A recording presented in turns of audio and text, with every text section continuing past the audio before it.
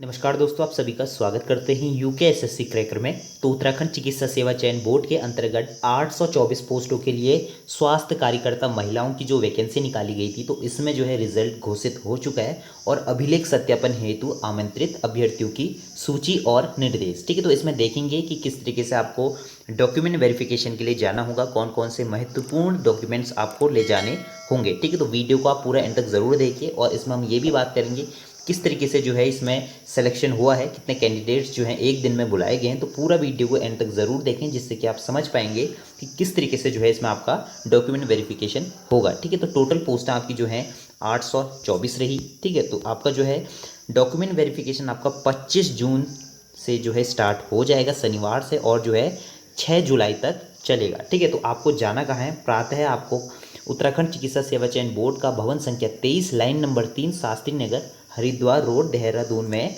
आमंत्रित किया जाता है। ठीक है, तो इसमें आपको देखना होगा। और ये जो है महिला स्वास्थ्य कार्यकर्ता की वैकेंसी थी, जिसमें कि आपका मूल अभिलेख सत्यापन संबंधित अभिलेखों की 2 जो है आपको फोटो स्टेट ले जानी होगी। ठीक है, तो आपको ओरिजिनल ले जाना होगा, साथ में आपके पास मिनिमम आपके पास 2 फोटो स्टेट होना कंपलसरी है। ठीक, तो इसमें एक एक करके हम हर एक डॉक्यूमेंट्स को देखेंगे।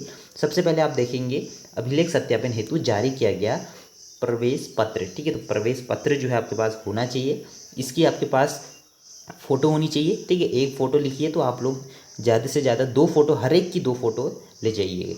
सेकंड पॉइंट देखेंगे स्वास्थ्य कार्यकर्ता महिला परीक्षा के ऑनलाइन आवेदन पत्र की 2 जो है प्रति होनी चाहिए। ठीक है, तो छाया प्रति जो है आपके पास होनी चाहिए 2। ठीक है, इसके बाद तीसरा पॉइंट 2 रंगीन फ़ोटो होनी चाहिए, और जो फ़ोटोज़ होंगी वो जो आपने फॉर्म भरा था उसी से संबंधित, मतलब नई फ़ोटो होनी चाहिए, पुरानी फ़ोटो नहीं चलेगी। और हाई स्कूल की अंक तालिका की 2 फोटो। ठीक है, तो ये बहुत महत्वपूर्ण है, काफ़ी लोग इसमें कन्फ्यूज़न हो जाता है। एक मार्कशीट होती है, एक सर्टिफिकेट होता है। जिसने सीबीएसई से करा होगा तो उसमें जो है मार्कशीट और अंक तालिका मतलब जो है दोनों कंबाइंड रहती है। यूके बोर्डों का शायद अलग अलग हो जाता है। ठीक है, तो अगर आपके पास नहीं है तो जल्द से जल्द अपने स्कूल से प्राप्त कर लीजिए, तो ये बहुत ही अनिवार्य है। ठीक है, तो आप देख सकते हैं इसमें अनिवार्य लिखा है, तो ये चीज़ें आपको ले जानी है। ठीक है, इसके बाद इंटरमीडिएट में भी इसी तरीके से रहेगा, जिसमें कि आपकी एक सर्टिफिकेट रहता है और एक मार्कशीट। ठीक है, तो एक में तो आपके मार्क्स दिखते हैं और एक में जो है आपका सर्टिफिकेट रहता है। इसके बाद इंटरमीडिएट का हो गया। 8th पॉइंट आप देखें तो इसमें आपका एक्सरी नर्स मिडवे। ठीक है, तो इसमें आपका एएनएम का प्रत्येक वर्ष की अंक तालिका। ठीक है, जिसकी 2 फोटोस्टेट होना अनिवार्य है। 2 फोटोस्टेट हुई है, ओरिजिनल भी ले जाइए। ठीक है, अगर आपके पास प्रोविजनल है तो प्रोविजनल भी आप ले जा सकते हैं। तो प्रोविजनल की जो वैलिडिटी रहती है वो 6 महीने रहती है। अगर उससे पुराना है, मतलब आपके पास नहीं है, तो आप जल्द से जल्द कॉलेज से प्राप्त कर लीजिए। और इसमें एक चीज़ बहुत बड़ी बात है कि काफ़ी कैंडिडेट्स इसमें बाहर हो जाएंगे, क्योंकि जो उनका रजिस्ट्रेशन होगा ना, जो आप यहाँ पे देख लोगे, तो ये तो आपका हो गया एक्सिलरी नर्स का जो है प्रमाण पत्र। ठीक है, तो ये हो गया आपका सर्टिफिकेट। एक अंक तालिका होगी, एक सर्टिफिकेट होगा, तो दोनों चीज़ों को आपको ले जाना होगा क्योंकि ये अनिवार्य है। इसके बाद 10वां पॉइंट देखेंगे Uttarakhand nurse and midwife council पंजीकरण। ठीक है, तो ये आपका वैध होना चाहिए। ठीक है, तो ये सबसे कंपलसरी चीज़ें हैं। नवीनीकरण प्रमाण पत्र, ठीक है, अगर आपने रिन्यूअल करा है तो वो भी आपके पास होना कंपलसरी। इस कारण से काफ़ी कैंडिडेट्स इसमें कम से कम जहाँ तक लग रहा है 50 कैंडिडेट्स बाहर हो जाएंगे, क्योंकि उनका जो है रिन्यूअल नहीं हुआ होगा। ठीक है, बहुत पुराना होगा, तो ये अवैध है। ठीक है, तो इसमें सीधा सीधा लिखा है कि वैध होना कंपलसरी है, तो इसमें काफ़ी कैंडिडेट्स बाहर होंगे। अगर आपके पास है तो इसकी 2 फोटोज़ अवश्य ले जाएं। ठीक है, अगर आपने फॉर्म भरने के बाद इसको रिन्यू कराया तो वो मान्य नहीं होगा। 11वां पॉइंट देख लेते हैं। 11 पॉइंट, अगर आपने एनसीसी इसमें अभी मतलब जब आपने फॉर्म भरा होगा तो एनसीसी का अगर आपने कॉलम टिक करा होगा तो आपको इसकी भी फ़ोटो स्टेट ले जानी होगी। और स्थायी निवास प्रमाण पत्र अगर आपने उल्लेख करा होगा फॉर्म भरते समय तो इसकी आपको 2 फोटोज़ ले जानी होंगी। ठीक है, इसके बाद है 13वां पॉइंट अभ्यर्थी तथा, ठीक है, अभ्यर्थी तथा अभ्यर्थी मतलब जो माता पिता हैं, पति पत्नी पैरामेडिकल केंद्र अथवा राजकीय विभाग में जिनकी सेवाएं उत्तराखंड राज्य से, ठीक है, स्थानांतरित नहीं हो सकती, तो उनका जो है अगर आपने इसमें प्रमाण पत्र दिया है तो उसका अगर आपने उल्लेख किया है तो इसकी भी आपको 2 फोटोज़ ले जानी होगी। इसके बाद जो 14वां पॉइंट है वो काफ़ी इंपॉर्टेंट है। अगर आपने ओबीसी एससी एसटी, ठीक है, ये अगर आपने फॉर्म भरते वक्त रिजर्वेशन लिया तो ये आपको ले जाना ज़रूरी है, 2 फोटोज़ होनी चाहिए।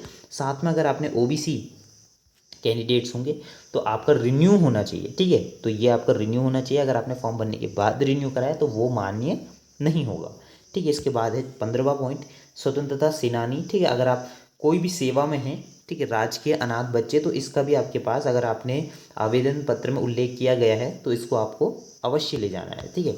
इसके बाद है 16वां पॉइंट, केंद्र अथवा राज्य की सरकार के अधीन अथवा इसके अंतर, ठीक है। तो ये अगर आपने कोई सेवा अगर आप दे रहे हैं तो ये आपको ले जाना ज़रूरी है। मतलब आप कोई सरकारी विभाग में हैं तो इसको भी आपको ले जाना होगा, ठीक है, यदि आवेदन पत्र में उल्लेख किया गया है तो।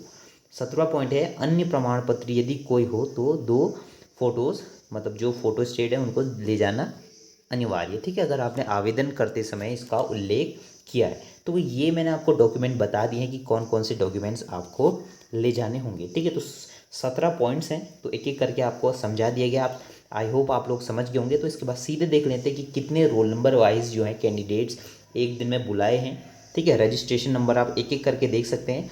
इसके PDF मैं आपको प्रोवाइड करा दूंगा टेलीग्राम लिंक में, तो आप देख सकते हैं। इसमें आप देख सकते हैं 71, ठीक है। तो सीरियल वाइज नहीं है, ऊपर नीचे आपको देखने को मिल रहे होंगे। तो ये जो है ईयरली बेसिस पे है और ये या मेरिट बेसिस, ठीक है, जो मार्क्स के अकॉर्डिंग रहता है उस पे है।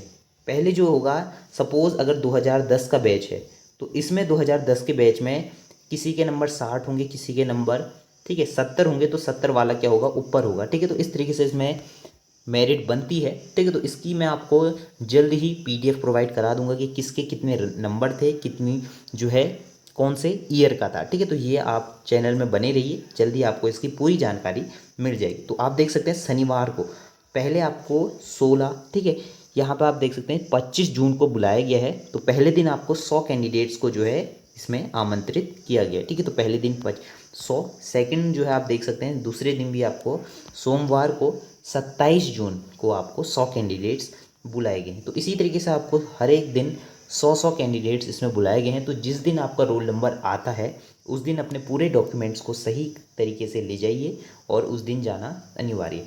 बहुत से लोग पूछ रहे हैं क्या इसमें जो है इंटरव्यू होगा, ठीक है। इंटरव्यू की बात आ रही है तो इंटरव्यू अभी इसमें नहीं होगा, ठीक है। तो सीधे ये डॉक्यूमेंट वेरिफिकेशन होगा, इसके बाद जो है आपकी ज्वाइनिंग हो जाएगी, ठीक है। तो कोई भी अगर इसमें कार्रवाई होती है या कुछ भी होता है, मतलब इंटरव्यू या कुछ भी होता है, तो उसका भी अपडेट मैं आपको जल्द से जल्द प्रोवाइड करा दूंगा, ठीक है। तो आप देख सकते हैं कितने कैंडिडेट्स हर एक दिन बुलाए गए हैं। और ये जो आपका रहने वाला है ये आपका 6 जून तक रहेगा, ठीक है।